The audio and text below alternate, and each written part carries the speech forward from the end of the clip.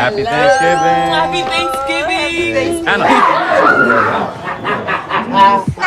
Can I take Joy to our house? Wear a hat, please. You're just getting over a cold.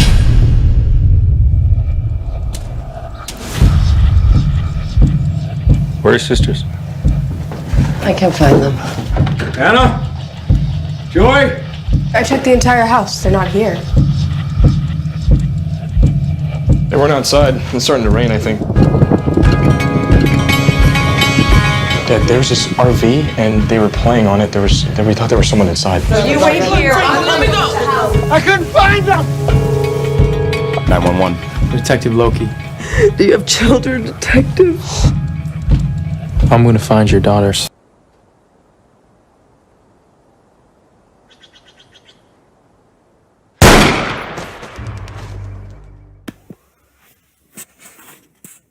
Prisoners opens on young father Keller Dover, played brilliantly by Hugh Jackman in what many consider the performance of his career, witnessing his teenage son shooting and killing his first deer.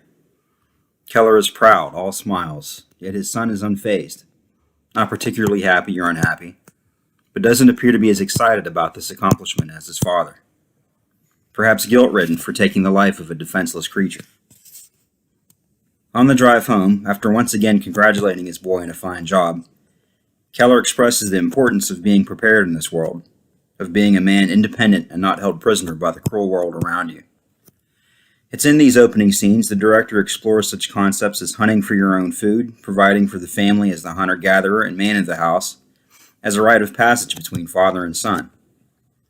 Yet still the son seems indifferent by it all, uninterested and aloof, seeming not to take any of this seriously. We get the feeling that this character will face many obstacles in the story to come, perhaps forced into the ugly task of accepting or not accepting his new role as protector over his family.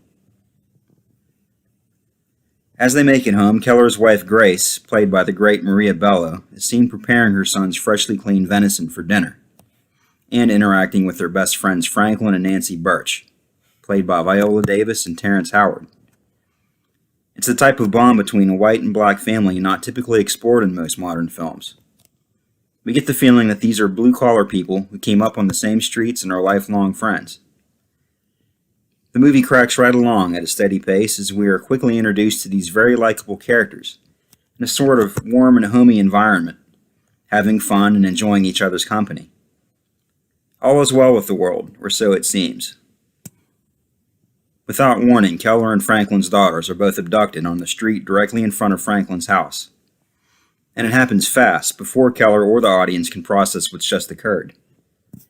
A great piece of filmmaking here as the director chooses to forego a tense build-up in exchange for the shock value of the girl's immediate disappearance. All of this juxtaposed with our laughing and enjoyment of these likable characters on screen. As to put the audience in Keller's shoes, in his head.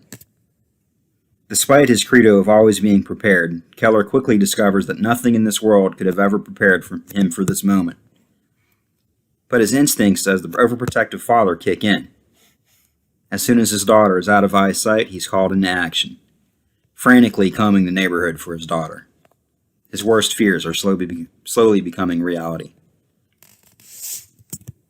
Later that night, Jake Gyllenhaal's Detective Loki is seen eating a lonely Thanksgiving dinner at a local truck stop, as if this is his usual nightly routine. The diner is empty and there's a downpouring of rain around him to add a feeling of isolation. He's a man with no outside life but the job. This could come as just another cop cliche, but it's handled well here. The director doesn't dwell on this because there isn't time. Like Keller, our relaxed Detective Loki is about to be caught off guard, totally blindsided by the abduction of these two young girls. After Detective Loki leaves the diner and returns to his squad car, he hears of the Dover girls' abduction as well as a description of the abductor's car over his police scanner. He almost immediately discovers the same Winnebago in the diner's parking lot across the way. I love this. It's only by circumstance that Detective Loki takes point in this investigation. As if he's been sitting in that diner, waiting for a major case to drop in his lap and justify his existence.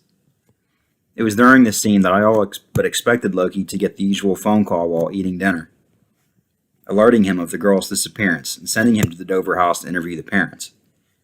But that didn't happen. It was a nice surprise, and not being able to predict the beats of the story. So far, this is a perfectly paced murder mystery.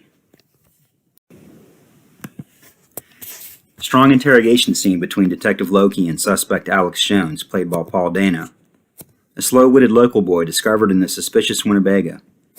It's here that we discover just how slow Alex is. He is so scared and so unaware of the seriousness of the situation that he's unable to respond to Loki's questioning. He's the character who will hold the other characters prisoner for the next 2 hours. But as we will learn later on in the story, Alex has his own reasons for staying quiet and not revealing the location of these girls. Yet another character held prisoner by some outside force. I've seen the film 3 times since its theatrical release, and after the second viewing, we see that there are weaknesses in Detective Loki's investigation. Oversight so obvious to the audience, you can hardly believe that a cop with his eye could have missed them. Most of the film's glaring issues are due to Detective Loki's illogical behavior in key scenes of his investigation. But if the viewer doesn't catch them the first time, why should Detective Loki? So I'm able to look past these issues and go along for the ride. And it's a tense ride, as Hugh Jackman and Maria Bello hold us at attention with some of the best performances of their career. They nail the behaviors and emotional states of a young couple with a missing daughter. A cross between total panic and a mind held prisoner by your worst possible fears. They are terrific in showing the highs and lows of emotions, from the non-stop crying to incoherent ramblings that sound all too authentic and unscripted. Jackman is the real standout here as he explodes without warning, and it's the most believable, realistic portrayal of a father in panic I've ever seen on film.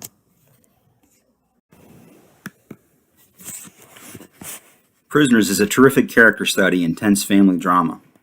But does it also work on the level of a psychological thriller? Is this an interesting mystery with a story that pushes you from point A to point B? The meat of the police investigation that unfolds in the second act and how Loki pieces them together is the film's only weakness. As Detective Loki is assigned to track down a list of local neighborhood sex offenders, he just happens upon a dead body in the basement of a local priest once charged with child abuse.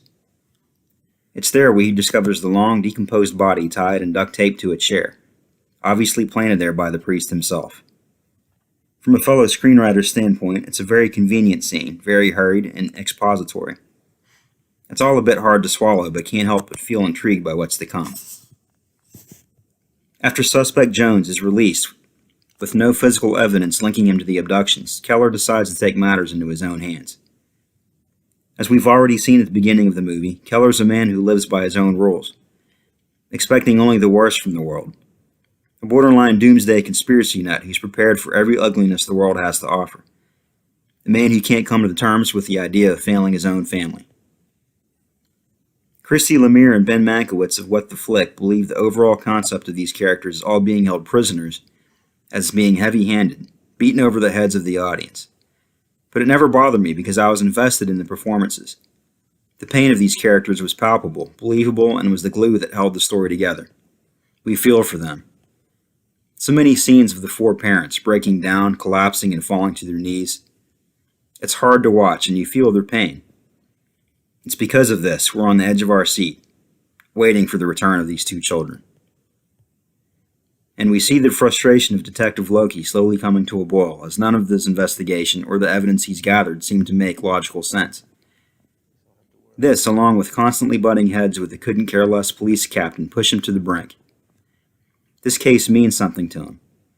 Could it be his past of being a child molested at a young age have led him to a life of crime as a troubled teen and young adult? As his gang tattoos on his knuckles and neck lead us to believe that this may be the case. The movie Prisoners, as well as its thematic title, could be summed up as this. Hugh Jackman is at the mercy of Jake Gyllenhaal, and Gyllenhaal is at the mercy of his superiors.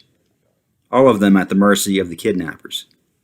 All of them held prisoner by some outside force keeping them from helping these girls.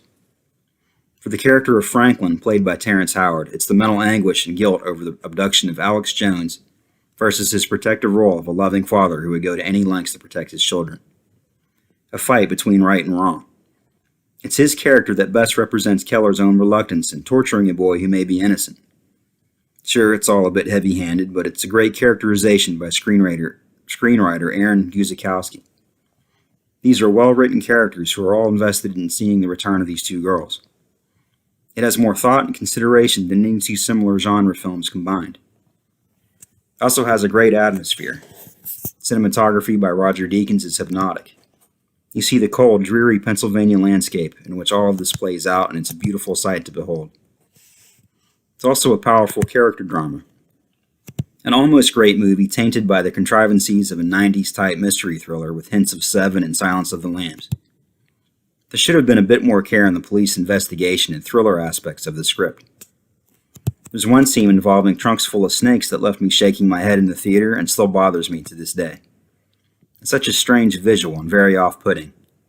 After my third viewing, the trunks full of snakes all sort of make sense given the backstory of one of the characters' so-called fear of snakes. But I'd still find it frustrating and confusing just the same. But I must say, the more I watch this movie, the more I find it a well-put-together mystery with lots of subtle hints and carefully constructed foreshadowing peppered throughout the script. It's a 2.5-hour film that held my attention in almost every frame, even with its weaknesses. If you were to really pick this film apart, you would be amazed at the incompetence of Detective Loki, as you will find the evidence almost slapping him in the face early on in the film. If you've already seen Prisoners, you know exactly what I'm talking about. It's a major plot hole that I found very hard to swallow, and almost took me out of the movie before it had the chance to begin. But because Prisoners is better than most of our modern thrillers, I let it slide. I give Prisoners 4.5 out of 5. If you haven't seen it, and you're looking to fill 2.5 hours of your time with a well-plotted mystery thriller with strong performances, check it out and let me know what you thought.